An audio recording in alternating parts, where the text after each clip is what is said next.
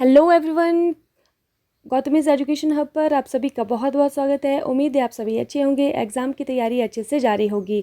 आज ये 29 जुलाई 2024 और आज के करंट अफेयर की क्लास आप लोगों के सामने।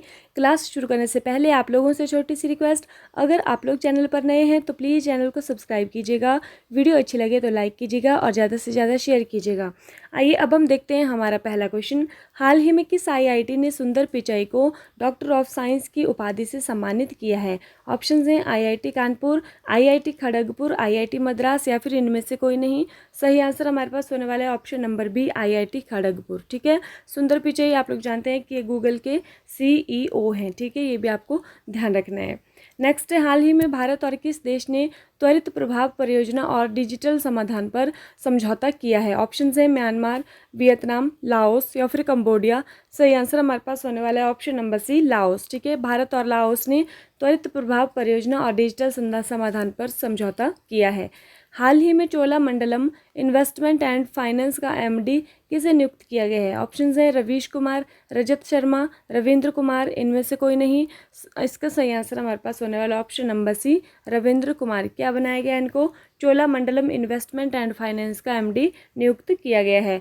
नेक्स्ट है, हाल ही में नीति आयोग की 9वीं शासी परिषद की बैठक। ठीक है, शासी परिषद की जो बैठक है वो कहाँ पर, उसकी जो अध्यक्षता है वो किसने की है? शासी परिषद मीन्स गवर्निंग बॉडी जो होती है। ठीक है, गवर्निंग काउंसिल जो होती है उसकी जो बैठक है उसकी अध्यक्षता किसने की है? ऑप्शन है नरेंद्र मोदी, निर्मला सीतारमण, अमित शाह या फिर इनमें से कोई नहीं। सही आंसर हमारे पास होने वाला है option number A, Narendra Modi. ठीक है, नीति आयोग आप लोग जानते हैं कि इसके जो अध्यक्ष हैं वो कौन होते हैं? प्रधानमंत्री होते हैं हमेशा, ये भी आपने ध्यान रखना है। ठीक है, हाल ही में मंडेला विरासत स्थलों को यूनेस्को का दर्जा मिला है, यह किस देश से संबंध रखते हैं? ऑप्शन हैं जिम्बाब्वे, पेरू, वियतनाम या फिर दक्षिण अफ्रीका।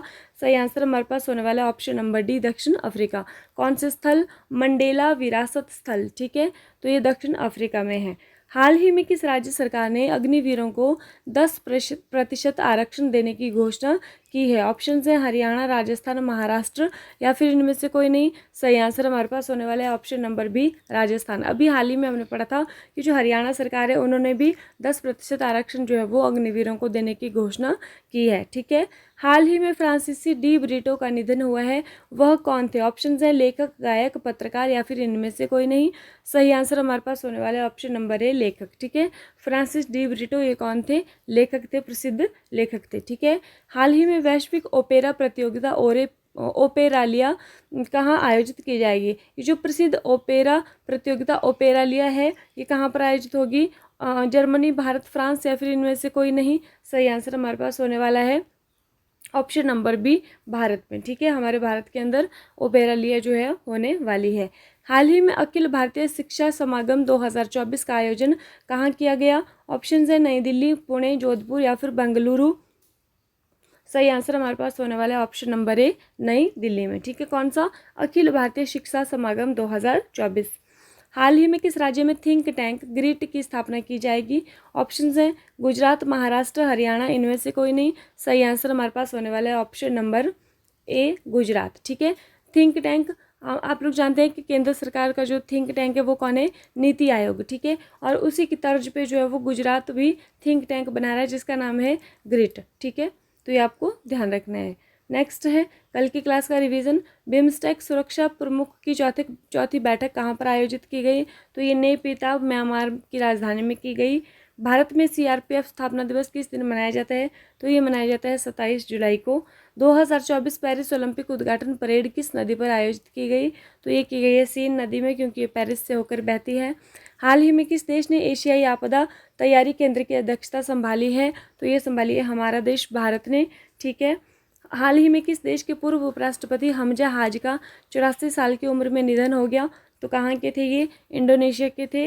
नेक्स्ट है भारत सीरम्स एंड वैक्सीन का अधिग्रहण कौन सी कंपनी करेगी? तो ये करने वाली है मैनकाइंड फार्मा। नेक्स्ट हमारे पास आता है हाल ही में सर्च जीपीटी नामक ऐप किसने लॉन्च किया है? तो ये किया है ओपन एआई कंपनी ने। हाल ही में ओरोपोच वायरस के कारण मौत की घटना किस देश में हुई है? तो कहाँ पर हुई है? ये हुई है ब्राज़ील में। 30 वर्ष से कम उम्र की 2 महिलाओं की यहाँ पर मौत हुई है। किसने वर्ष 2024 में पौधारोपण अभियान के अंतर्गत राजधानी में 64 लाख से अधिक पौधे लगाने और वितरण करने का लक्ष्य रखा है? तो ये नई दिल्ली ने रखा है। नेक्स्ट है, महिला एशिया कप T20 क्रिकेट में भारत ने किसको 82 रनों से हराकर सेमीफाइनल के लिए क्वालिफाई किया है? तो वो हराया है नेपाल को। ठीक है, तो इतनी बातें आपने ध्यान रखने। अब लास्ट वीडियो में जो क्वेश्चन पूछा था उसका आंसर, हाल ही में न्यूज़ चैनल की सबसे बड़ी संस्था NDBA के अध्यक्ष कौन बने हैं? तो उसका सही आंसर है रजत शर्मा।